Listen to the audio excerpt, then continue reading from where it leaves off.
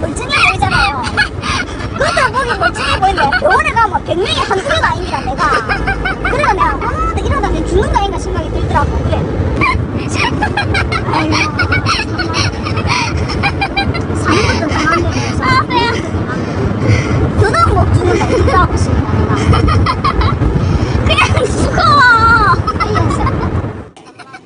수사 과정에서 만난 수의를 입은 이내용 씨에 대한 기억도 놀라웠습니다. 그러니까 계산해 보면 되겠다.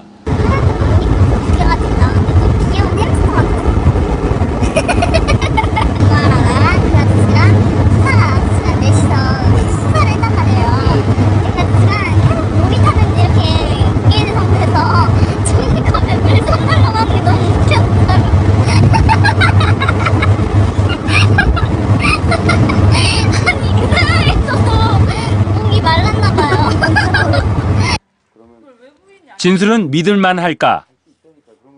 어떤 말이든 거짓말을 안 하는 게 중요한 거야. 그냥 거짓말 안 해서 이득될 게 없잖아요.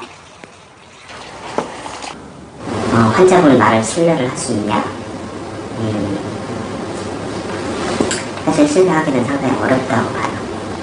거짓말을 그냥 방법없이 하는 그런 상태. 검찰에서 딸과 비슷하게 증언했던 어머니. 스스로도 딸의 말을 어디까지 믿어야 할지 몰랐다고 합니다. 그렇게 나도 이제 어머니기라 이 아가 진짜 이 맞는가 이 말이 맞는가 에?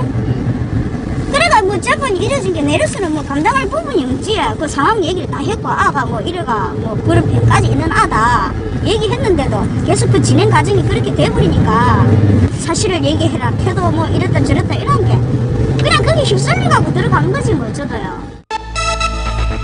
검찰은 대법원 상고까지 백양의 진술을 의심치 않았습니다.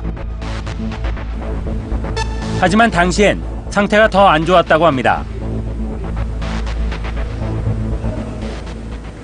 지금은 뭐 좋아져도 이 정도인데 안 좋아졌을 때는 상태가 어떻겠어요? 생각을 한번 해보세요. 그때는 진짜 심각했거든. 그 법원에 쫓아다닐 때 해도 나는 미치겠더라고. 참 머리 돌아면 알아. 지금 법원에다 앉혀놓고 저짓을 해야 되나 싶어가지고 내가 그리 얘기해도 그분들이 그런 말도 안 하고 이래서 그냥 이거는 재판은 원래 이렇게 되는 것 같다라고만 생각하고 좀 참조를 주라. 정신가 죽어도 빨랐다. 내가 몇 번 얘기했는데도 이 뭐 뒷나서라도 이렇구나 뭐라 저렇구나 내가 안 믿어 보러. 난 그게 참고가 되었는 줄 알았어 자기들끼리. 검사한테 얘기하면 검사가 판사님한테 얘기하고 내가 어제도 말했잖아요. 자기들끼리 내 말이 와닿는갑다. 그래가 뭐 법정에 있어도 참고가 됐는갑다. 이내용 씨 가족은 한 소녀의 진술 때문에 너무나 큰 고통을 당했습니다. 일반적인 상식적인 그 검사의 그런 지위가 아닌 일반적인 사람들도 이 아이의 행태를 보면 이건 아닌데라는 생각을 가질 거예요. 정말 너무 어처구니가 없었어요. 이 검사의 그 수사 방향이 너무 어처구니가 없었어요. 그 아이의 진술, 진짜 철부지 같은 아이의 진술 하나만 가지고 이렇게 가정이 파탄나는구나.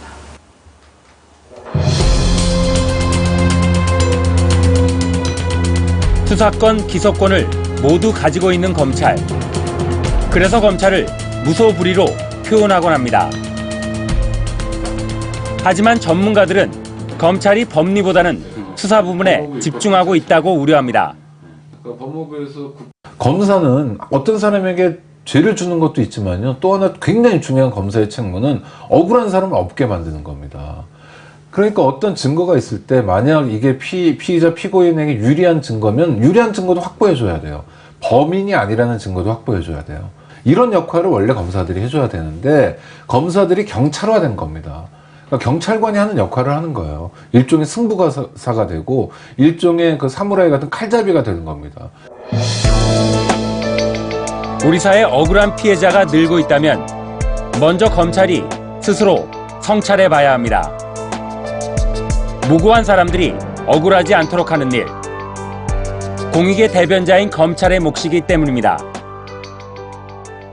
근데 제가 이런 일을 겪고 나니까 이 검사 한 명은 그 검찰에 있는 일인이 아니었어요. 국가였어요, 국가. 너무나 막강한 힘을, 아무도 견제할 수 없는 힘을 가진 국가였다니까요.